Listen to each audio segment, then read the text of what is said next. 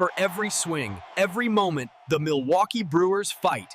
It's not just about hitting the ball, it's about leaving a legacy. What's up, my Brew Crew Nation? Welcome back to the channel. I know the last few days have been an emotional roller coaster, and today I've got one of those news updates that mixes the bitter with the sweet.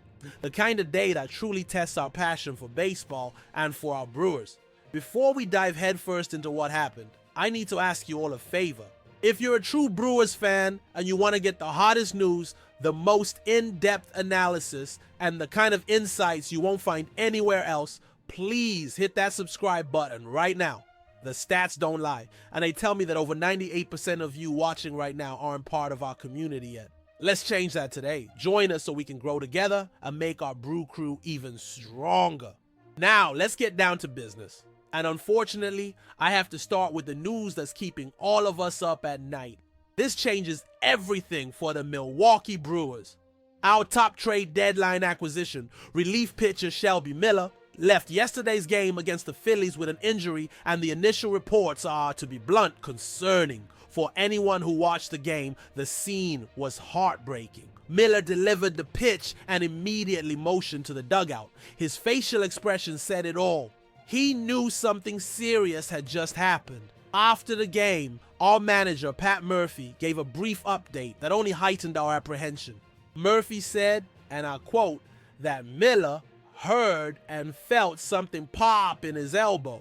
In the world of baseball, few phrases are as terrifying as that one. A pop in a pitcher's elbow is the universal code for a potentially severe problem, often related to ligaments, which could mean Tommy John surgery and a long recovery period. The timing of this injury could not be worse. Shelby Miller, after a slightly shaky start in a Brewers uniform, was finally finding his groove. He was turning into that dominant, reliable arm that the front office envisioned when they brought him over from the Diamondbacks. In his last few outings, he had been crucial, coming into high-pressure situations and shutting the door. He was becoming a fundamental piece in the machinery of our bullpen. And to lose him now, in the final stretch of the regular season with the playoff race heating up, is a devastating blow.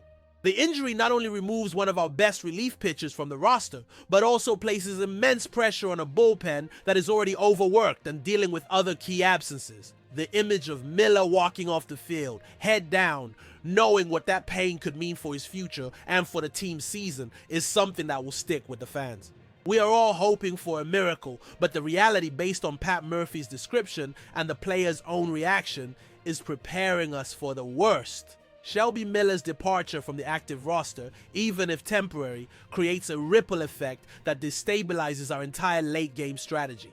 If we look at Pat Murphy's usage pattern for our bullpen, especially in games where we have the lead, the formula was clear. Pitchers would come into work for 1 inning max, passing the baton to the next specialist. We'd see 1 inning for one guy, 1 inning for another, keeping arms fresh and maximizing the matchup advantages against opposing hitters. It was a strategy that worked because we had depth and confidence in multiple pitchers. With Miller's absence, that depth takes a seismic hit. Now, Murphy will be forced to rethink this entire approach. Will some pitchers have to extend their outings for more than 1 inning?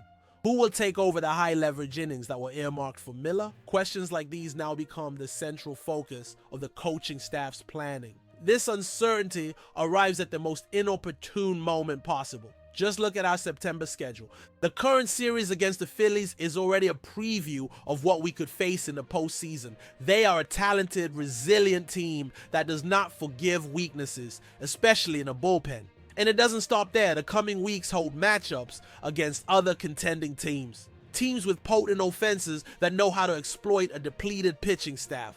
Having a hole in the 8th inning or wherever Miller was slated to pitch is like an invitation to disaster against opponents of that caliber. The margin for error, which was already small, has practically vanished. Now, the pressure falls on the shoulders of other names. Pitchers who might have been in lower leverage roles will now be thrust into the fire. It will be a definitive test not only of these players' skills, but also of their mental fortitude. The psychological impact of losing such a key piece in the clubhouse also cannot be understated. Miller brought experience and a sense of calm that was contagious.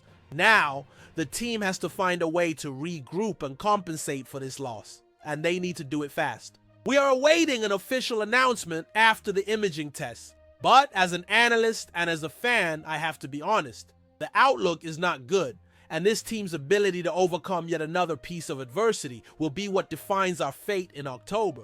But on a day of such grim news, a light of hope and pride shines brightly on our franchise. And that light has a first and last name, Isaac Collins. Amid the concern for our bullpen, we received a fantastic update that deserves to be celebrated by the entire Brew Crew nation. According to the acclaimed journalist Levi Weaver of The Athletic, our very own Isaac Collins is not just a candidate, but the frontrunner to win the National League Rookie of the Year award.